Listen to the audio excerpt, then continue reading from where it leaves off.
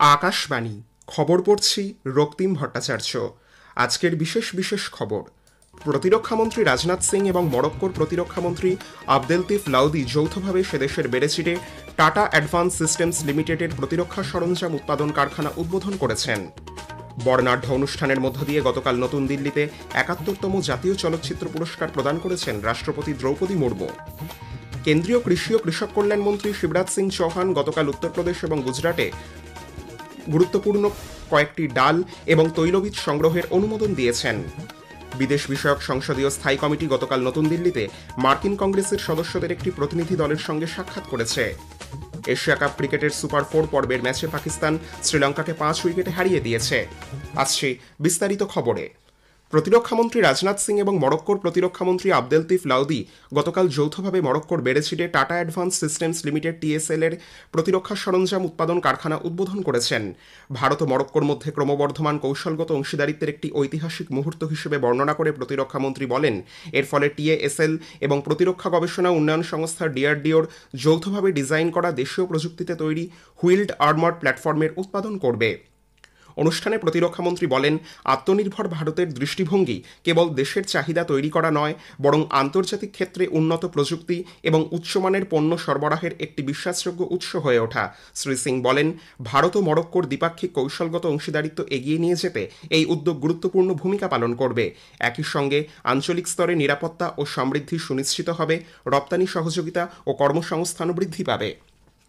রাষ্ট্রপতি দ্রৌপদী মুর্মু গতকাল নতুন দিল্লিতে বর্ণাঢ্য অনুষ্ঠানের মধ্য দিয়ে ৭১তম জাতীয় চলচ্চিত্র পুরস্কার প্রদান করেছেন। অনুষ্ঠানে কিংবদন্তি অভিনেতা, পরিচালক এবং প্রযোজক মোহনলালকে ভারতীয় সিনেমার সর্বোৎকৃষ্ট স্বীকৃতি দাদাসাহেব ফালকে পুরস্কারে ভূষিত করা হয়। হিন্দি ছবি 12th ফেল সেরা পূর্ণদৈর্ঘ্যের চলচ্চিত্র হিসেবে পুরস্কৃত হয়েছে। জওয়ান ছবির জন্য শাহরুখ খান এবং 12th ফেল ছবির জন্য বিক্রান্ত মাসি শ্রেষ্ঠ অভিনেতার সম্মান লাভ করেছেন। অভিনেত্রী রানী মুখার্জিকে সেরা অভিনেত্রীর পুরস্কার দেওয়া হয়েছে। দ্য কেরালা স্টোরি চলচ্চিত্রের জন্য সেরা পরিচালকের পুরস্কার পেয়েছেন সুদীপ্ত সেন। হিন্দি ছবি রকি और রানী কি প্রেম কাহানি সেরা জনপ্রিয় ছবির পুরস্কার পেয়েছে। অনুষ্ঠানে ভাষণ দিতে গিয়ে রাষ্ট্রপতি চলচ্চিত্র জগতে নারীকেন্দ্রিক ছবি নির্মাণ এবং তাদের পুরস্কার প্রাপ্তিতে উচ্ছ্বাস ব্যক্ত করে বলেন, এই স্বীকৃতি সামাজিক স্তরে অত্যন্ত ইতিবাচক। महिलाओं पर केंद्रित अच्छी फिल्में बन रही है और पुरस्कृत भी हो रही है। ये बहुत अच्छा सामाजिक संकेत है। आज पुरस्कृत फिल्मों में माताओं द्वारा बच्चों के नैतिक निर्माण की कहानी, सामाजिक रूढ़ियों का सामना करने के लिए महिलाओं का एकजुट होना, घर परिवार और सामाजिक व्यवस्था की जटिलता के बीच महिलाओं की स्थिति तथा पटियार्ची की विशेषताओं के विरुद्ध आवाज उठाने वाली साहसी महिलाओं की कहानियों पर आधारित फिल्में शामिल हैं। অনুষ্ঠানে তথ্য ও সম্প্রচার মন্ত্রী অশ্বিনী বৈষ্ণব বলেন, ভারতকে কন্টেন্ট তৈরির অন্যতম কেন্দ্র হিসেবে গড়ে তোলার জন্য প্রধানমন্ত্রী নরেন্দ্র মোদীর একটি সুস্পষ্ট দৃষ্টিভঙ্গি রয়েছে। তিনি বলেন, ওয়েবস বাজার উদ্যোগের ফলে দেশে নির্মিত কন্টেন্ট আন্তর্জাতিক স্তরে বহুল সাড়া পাচ্ছে। কেন্দ্রীয় শিক্ষামন্ত্রী ধর্মেন্দ্র প্রধান গতকাল নতুন দিল্লিতে বিকশিত ভারত বিল্ডাথন 2025 উদ্যোগের সূচনা করেছেন। শিক্ষা মন্ত্রকের স্কুল শিক্ষা ও সাক্ষরতা বিভাগ নীতি আয়োগের অটল ইনোভেশন মিশনের সহযোগিতায় চলতি বছরের 13ই অক্টোবর বিকশিত ভারত বিল্ডাথন 2025 আয়োজন করছে।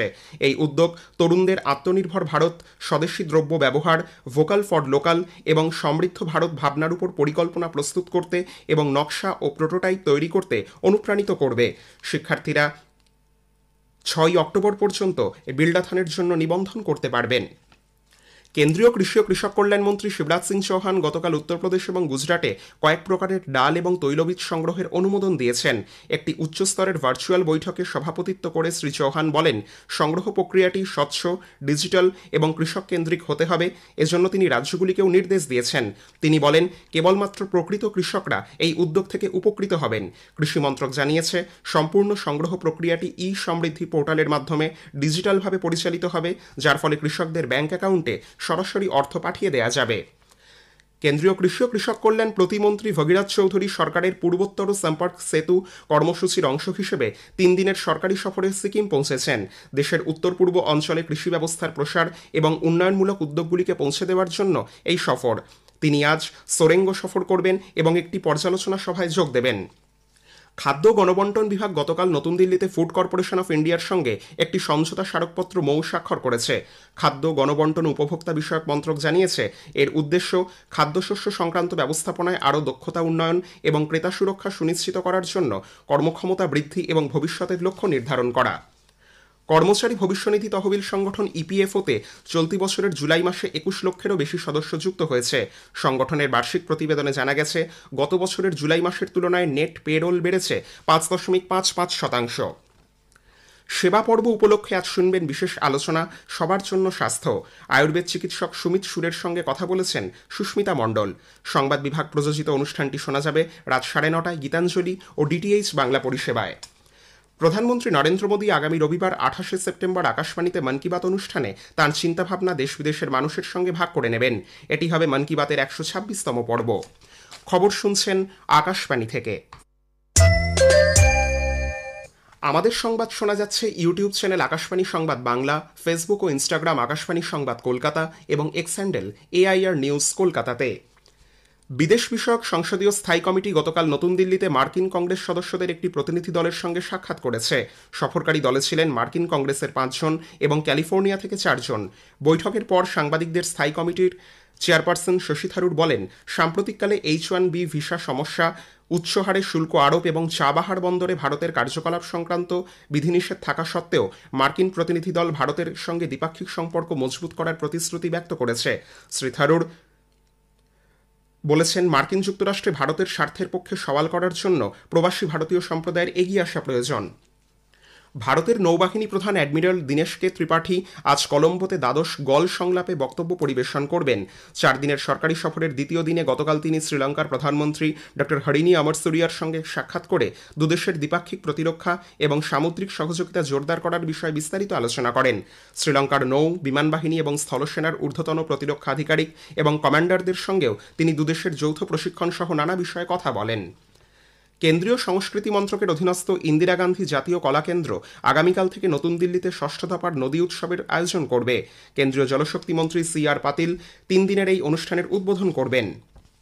প্রধানমন্ত্রী নরেন্দ্র মোদী দেশের সব নাগরিককে স্বচ্ছতা হি সেবা অভিযানে সক্রিয়ভাবে অংশগ্রহণের আহ্বান জানিয়েছেন। সোশ্যাল মিডিয়ার একটি পোস্টে গতকাল প্রধানমন্ত্রী বলেছেন, এই উদ্যোগ দেশের মানুষকে অনুপ্রেরণা যোগাবে এবং নাগরিকদের সম্মিলিত দায়িত্ব ও জাতীয়তাবাদী চেতনাকে প্রতিফলিত করবে। এই উপলক্ষে প্রধানমন্ত্রী আগামীকাল সকাল ৮টায় স্বচ্ছতা হি সেবা উৎসব এবং শ্রমদান কর্মসূচিতে যোগদান করার জন্য জনগণকে আহ্বান জানিয়েছেন। দিল্লি সরকারের অধীনস্থ institute of human behaviour and allied sciences IHBAS এ প্রসবকালীন সুযোগ সুবিধার অভাবে এক শিশু মৃত্যুর ঘটনায় জাতীয় মানবাধিকার কমিশন দিল্লির মুখ্য সচিবকে নোটিশ জারি করেছে। কমিশন ২ সপ্তাহের মধ্যে এই বিষয়ে বিস্তারিত রিপোর্ট চেয়েছে।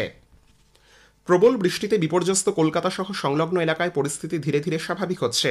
গতকাল সকাল থেকেই সেভাবে ভারী বৃষ্টি না হলেও এখনও কলকাতার বেশ কিছু জায়গা জলমগ্ন।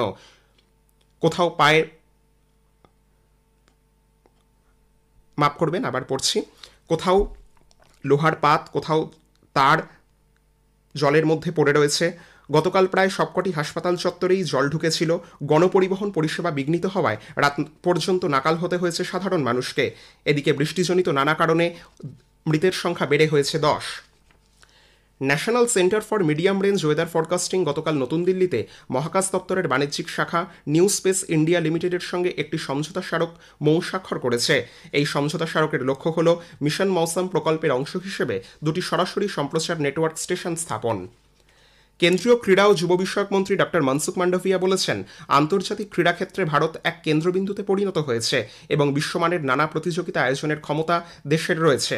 নতুন দিল্লিতে আসন্ন বিশ্ব প্যারা অ্যাথলেটিক্স চ্যাম্পিয়নশিপ ২০২৫-এর প্রস্তুতি পরিদর্শন করে শ্রী মান্ডভিয়া জানান, আগামীকাল থেকে এই প্রতিযোগিতা শুরু হতে চলেছে। মন্ত্রী গতকাল accreditation centre, medical centre, warm up track, gym, classification zone এবং লাউঞ্জ পরিদর্শন করেছেন।